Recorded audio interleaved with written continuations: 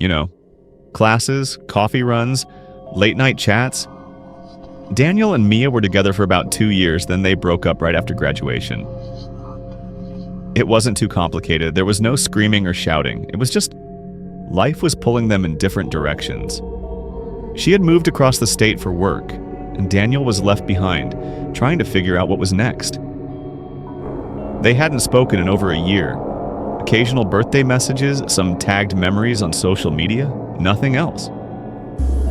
Daniel said he still occasionally wandered into her mind, especially when he'd pass by the little bookstore where they'd hang out after class. But that was all. Their story was over. Until that night, until the phone rang. It happened on a Wednesday night.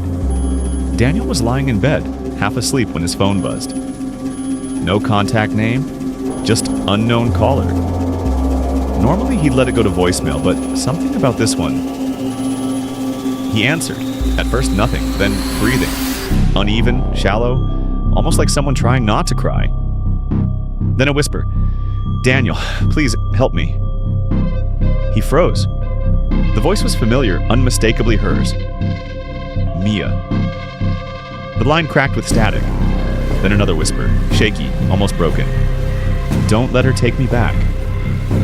And just like that, the call ended. Dead air, no redial, no voicemail. Visual. Daniel staring at the phone screen, face lit by the glow. The next morning, he chalked it up to a bad dream, or maybe some kind of sick prank. But when he checked his call log, visual close-up of the screen, 2:17 a.m., incoming call, unknown. It was there, it happened. Still trying to be rational, he messaged a mutual friend of Mia's.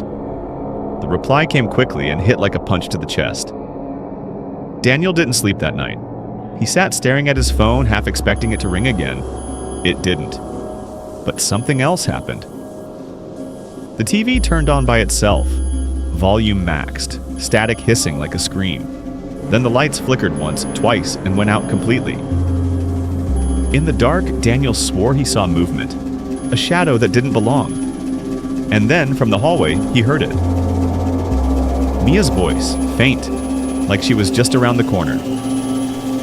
Audio, whispers under the narration, unintelligible but rhythmic, as if repeating something over and over. He followed the sound, slowly, heart hammering, but the hallway just stretched, longer than it should have. Endless. He snapped out of it when his phone rang again. Same time, 2:17 a.m. Unknown caller. This time, he answered on speaker. No voice, just silence, and then a new sound. A woman sobbing, not Mia, someone else.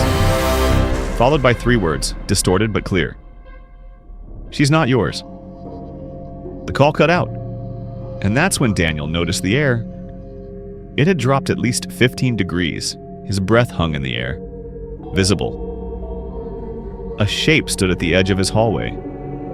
Not Mia, something darker, taller. Watching? He shut the door and backed away, but the sobbing continued. From inside his apartment now, right behind the door. He knew this wasn't just about Mia anymore. Someone or something had come with her.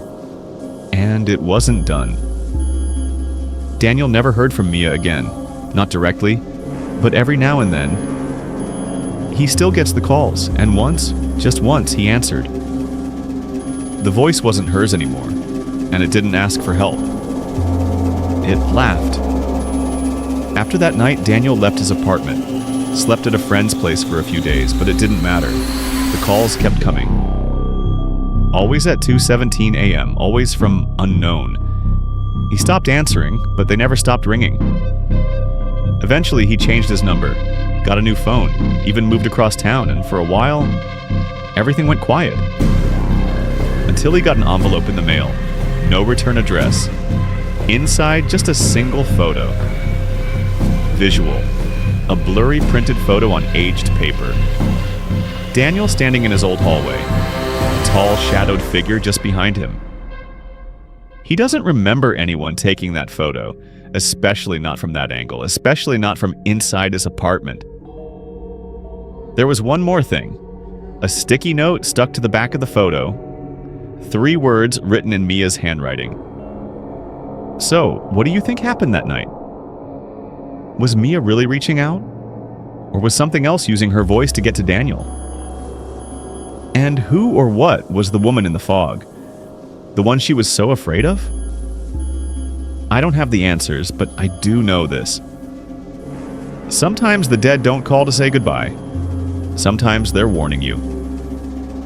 Visuals shift. Brief flashes of old phones, mist-covered roads, and glitched-out images of faces. Narration, inviting tone. If you've ever received a call or message that didn't make sense, especially from someone who wasn't supposed to be alive, let me know in the comments. Your story might be the next one I tell. Visuals, channel logo glitching into view. Flickering text beneath it reads, "Subscribe for more true ghost stories. A new one drops every week." And if you thought this one was unsettling, wait till you hear what happened to the girl who found a voicemail from her future self.